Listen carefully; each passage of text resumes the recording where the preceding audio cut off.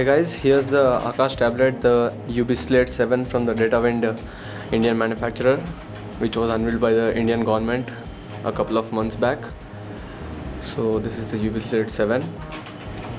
It's a 7-inch resistive touchscreen tablet device coming with the Android 2.2 Froyo operating system. So here's the overall feel of the tablet.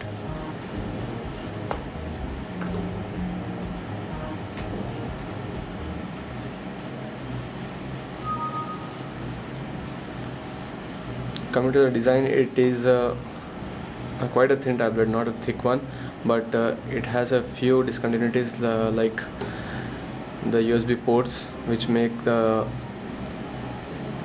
bulge near the top. So this is the bulge on the top, but it does make it comfortable when you are holding it on your palm, so the finger crosses over the bulge. And talking about the top, it has two USB ports, and above that is the microSD card slot, and these are two screws which make the design look more uglier. On the side you are seeing the charging port, and this is the power and the lock switch, which has to be pressed quite hard so that it unlocks the screen or power off the Aakash tablet. And just below that, we don't understand what this jack is for, because when we try to insert the 3.5 mm pin into it, it doesn't land up straight into it, because there are two other 3.5 mm jack on the bottom. This is one, and this is the second one. These both accommodate the 3.5 mm pins of the headset very well, so we are still unsure of what to place in this jack. On the other side, there is nothing and no keys on the right side. On the back, as you can see, this is the bulge for the USB ports, and there is a large sticker for the product information, the Ubislate7 and Datawind. And this is the Surfer Touch 7, which is the LCD. That's for the display and the touch response. So overall, it's quite a neat tablet, but still there has to be many changes made to make it look a lot better, because this bulge actually doesn't look good when you are trying to view it from the side or front. And the back, as you can see, is rubbery material, doesn't get any scratches unless you are trying to do it intentionally.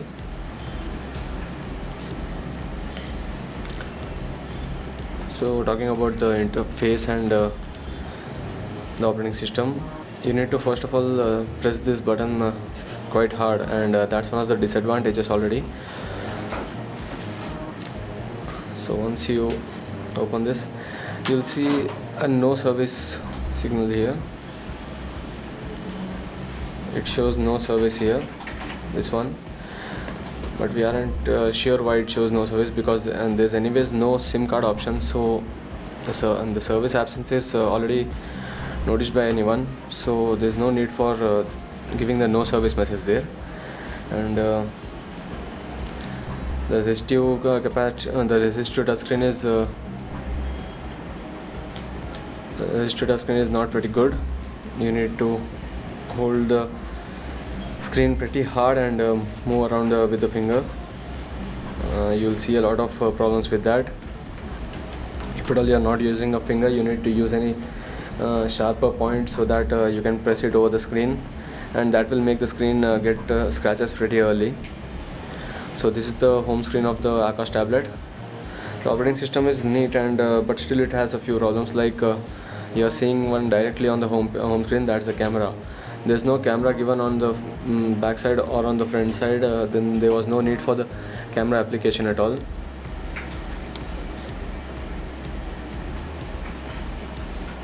When you open the camera application, it will show the checkered flag boxes, and the camera app would stop automatically. You need to just force close the app. So this might be one of the indication that the upgraded version of Aakash tablet would be coming in with the camera. Let's talk about the touch. It's not that neat of kind. because you need to press a lot. A simple press over it doesn't work at all. You need to press it hard and then move so that the next home screen is reached. And one of the other problems we found is while typing, the sensors doesn't look to be at their proper place, because when we try to type something, the upper character of that is selected. You are seeing the problems here already. We are trying to go to the main home screen, but it takes a lot of trials for that. Going into the applications list, there are quite a lot of applications that the Aakash tablet comes with, and a few of them are given from Ubislate, the data vent company. One of them is the UV surfer that you are seeing here. There are a few small games. One is the open Sudoku, the mini golf, and the documents to go is one of the applications that would come to good use for the students, as this tablet is made for the students. There's an Android Office, and we have to test it yet. It might be something related to the Office applications.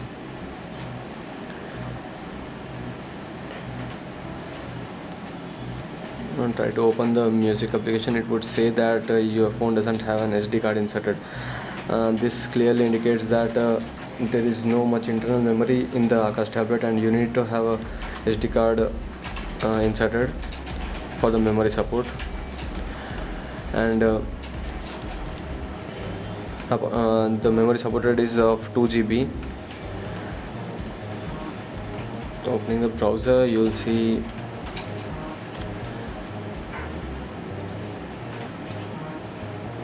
here's the problem with the typing. It doesn't collect the memory of the keys that you are typing, because you will have to wait after typing each and every key.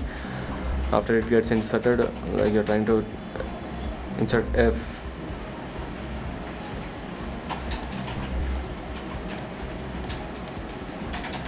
as you can see, if I'm trying to type,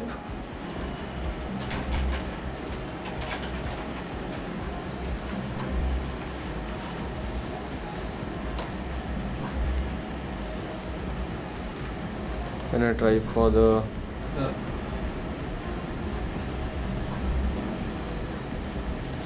when I try to type Facebook, you'll see that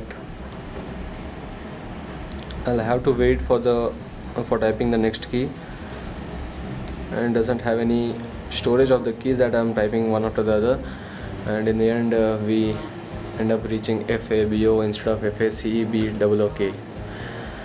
So this is one of the problems with the typing, and as you can see, I'm trying to hit the backspace and the finger is exactly on the backspace, but sometimes it gives the backspace response, or else it selects the L key that is located above it. The same goes with the other keys in the entire keyboard. When I try to hit on the M, it goes with the M for a few times, and or else it takes the K key that is located just above that.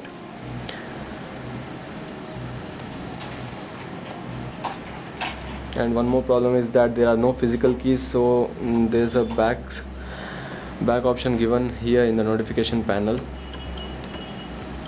and that would be a problem when you are using the browser, because after you have browsed like around 10 to 20 pages, you need to go back to the home screen.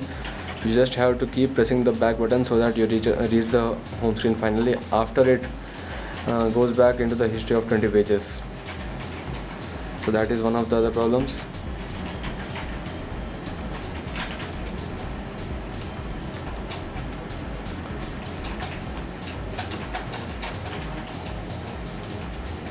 You're seeing how problematic this is while you're trying to navigate through the tablet device. And this is the Android version 2.2.2 given. That's the Froyo operating system. The model number is Nashoba Nordica.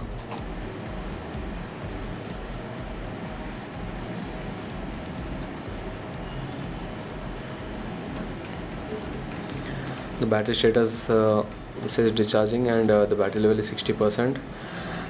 And while you are trying to charge the Aakash tablet using the charger it comes with in this slot, The charging increases with the rate of 15% and not per percentage increase. So once it's on 45%, you would see an increase to 60% directly, and that too comes after quite a few minutes. One of the problems is this area just below the USB ports. This area is getting heated up after even 5 to 10 minutes of usage, the back portion of the Aakash tablet. And the slow performance is thanks to the 366 MHz processor. Even a normal smartphone of Android mobile comes with at least 800 MHz of processor, but the Aakash tablet has just 366 MHz processor, which is quite less for a tablet device. There's even a UB mail, just like the other brands provide for their own mail system. Like if you have a Samsung Android smartphone, you would be seeing a Samsung email account just like that. This is the UB mail from the data people.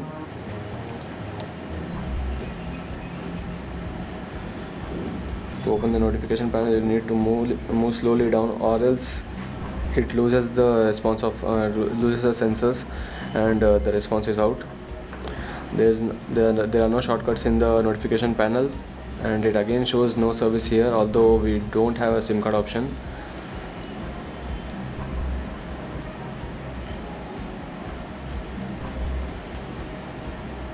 We have a good option here on the home screens to navigate through the different home screens. These are the small dots. You can see here are two dots, and on this end there are two dots. Click on that and you will be going to the next home page. So one problem of dragging can be avoided here by just clicking on these dots, so that you can navigate through the different home screens. And you'll see the touch response here. When I try to move the widget around, it moves slowly behind the finger, so that that indicates how slow the processor is.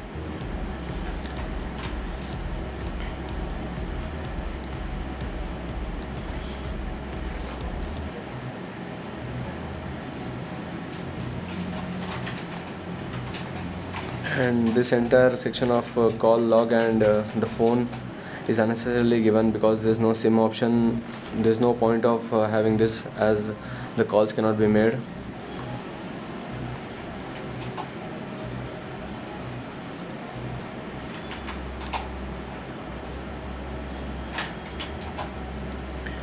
One more problem with the Aakash tablet is that when you are within an app page, you won't see the notification panel always open. So once you're on app page, there would be it would be pretty hard for someone to go back to the home screen if there's no back option for them. So at least a physical key would have been better here for going back to any home screen or in any browser. So overall, this is a tablet device which has a pretty neat display at 800 into 480 pixels, and the design is not that bad. But when you talk about the processor and the touch response, that's pretty bad. And the Android interface of it has got the applications which most of which don't work with the Aakash tablet. So that would have been better if it was revamped. We'll be showing you the demo of the video playback, the browser performance and the tablet performance pretty soon. Keep checking out the channel. Thank you.